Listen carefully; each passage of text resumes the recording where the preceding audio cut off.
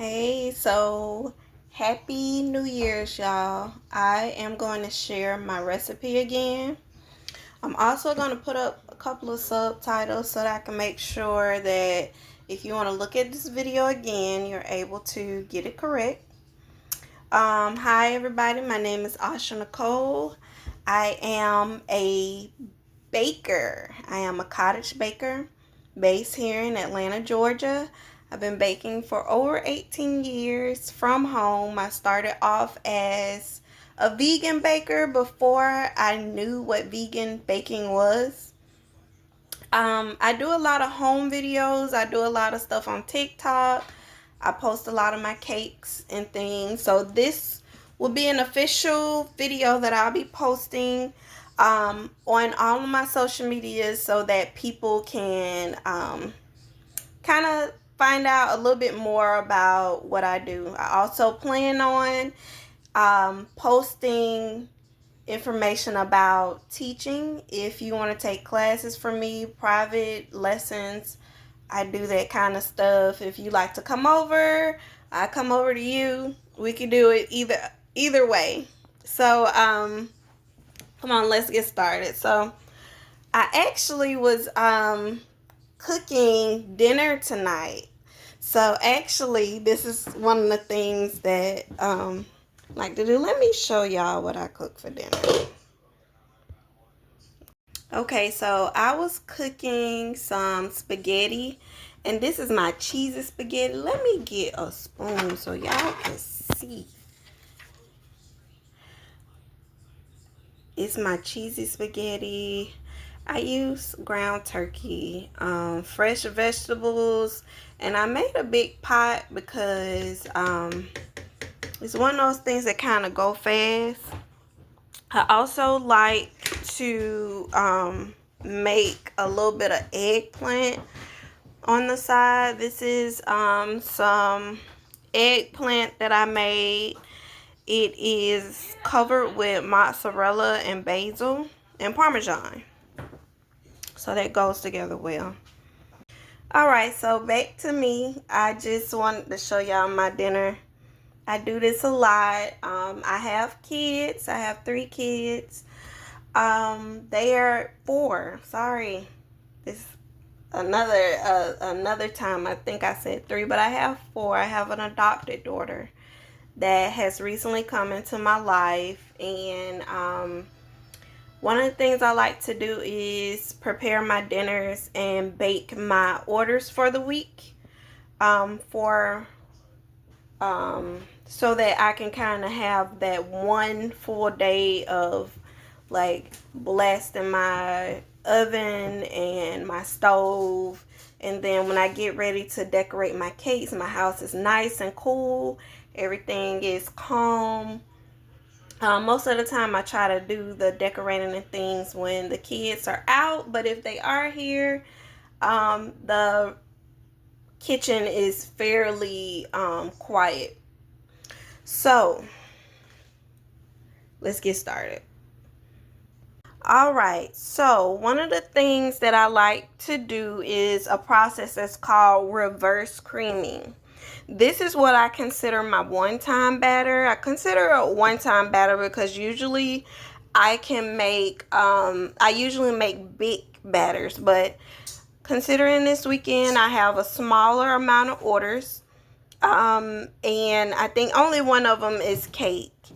So I'm going to make a smaller batch.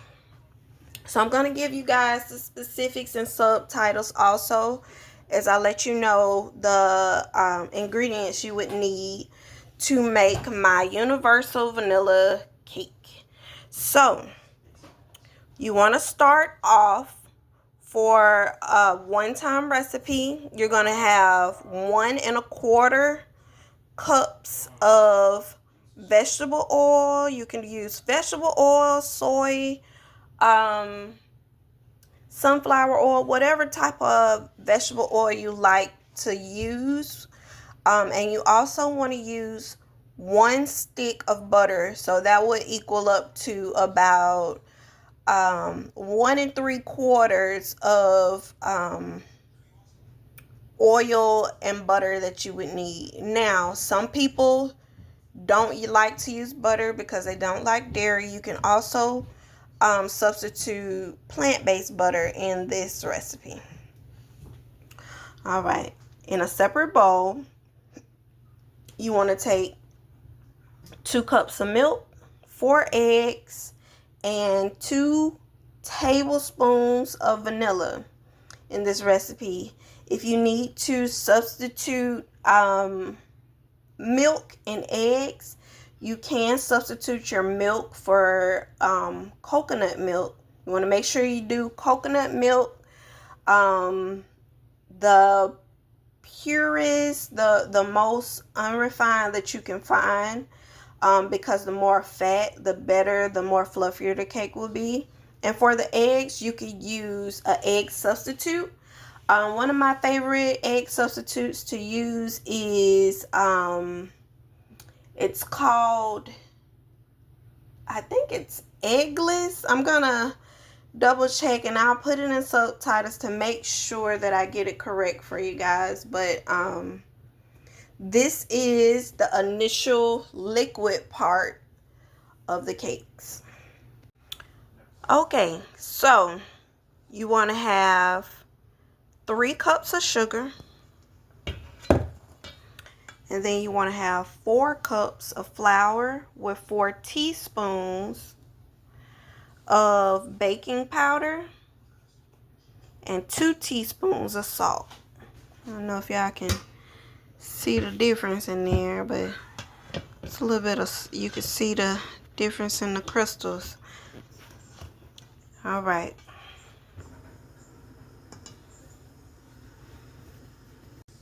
All right, so we want to pour our sugar into our mixer. Get it in there. The tap. And then you want to also pour your flour. Oh, and by the way, the reason that I use baking powder and salt is because I use cake flour. I don't use cake mix. So that's, I think cake mix already comes with a few extra ingredients, but I do a lot of from scratch. So I wouldn't be able to tell you guys the specifics on, you know, how much to add with the cake mix. And here we go. I'm just scraping around my bowl because I want to make sure I get all that flour in there, any of that baking powder, so that I have a nice fluffy texture to my cakes and a good rise on it.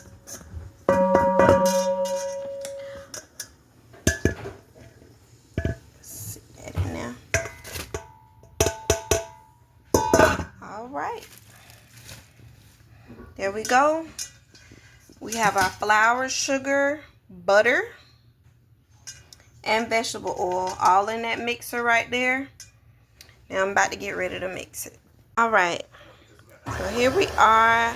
See, I actually like to use a whisk attachment, and I know that the flour kind of goes everywhere, but I like the fact that the my whisk attachment adds air to my batter, and my buttercreams is my favorite attachment to use. I have used the paddle attachment before, but I like the fluffiness that I get from using the whisk attachment.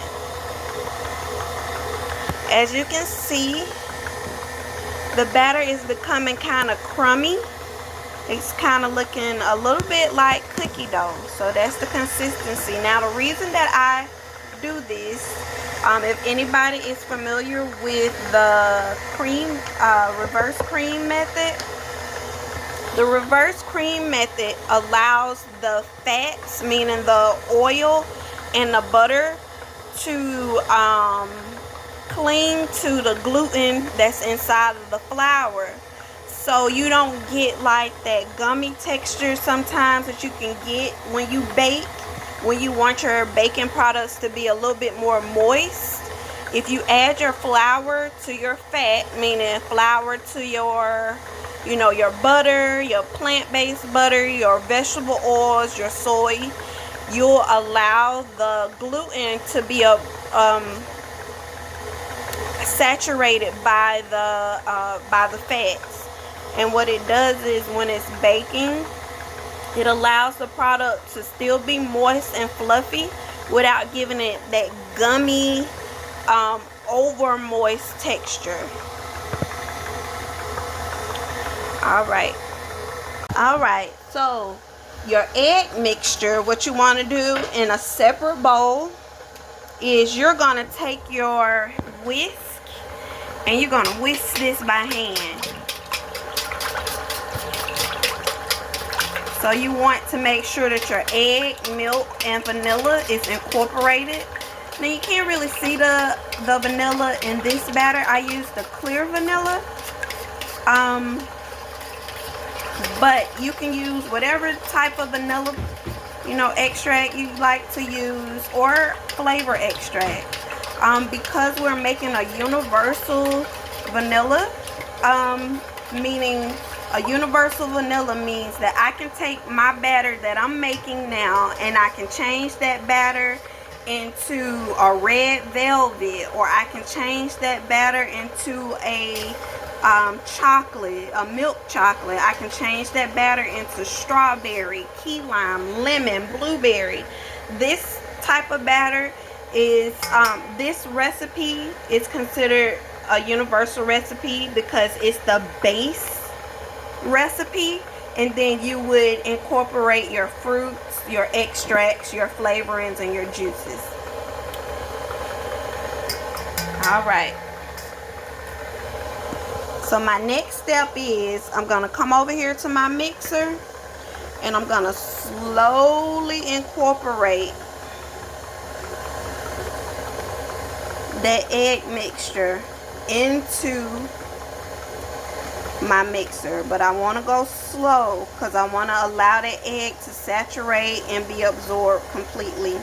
Another thing that I did off camera was I stopped my mixer and I scraped my bowl and then restart my mixer to make sure that all the flour, sugar, and oil is mixed together completely and correctly.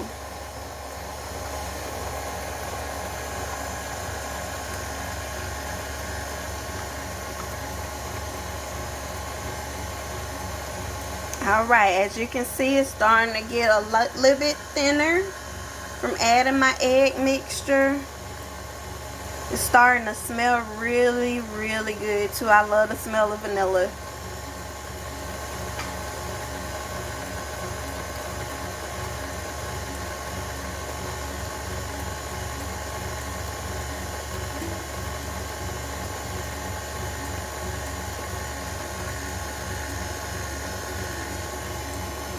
Alright, and I'm just pouring it in there real slow.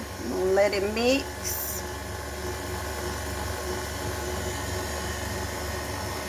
And as you can see, it's incorporating some of my batter really, really well. Another thing is, you can see with the whisk attachment, the batter is already looking kind of fluffy. It's a really cool aspect.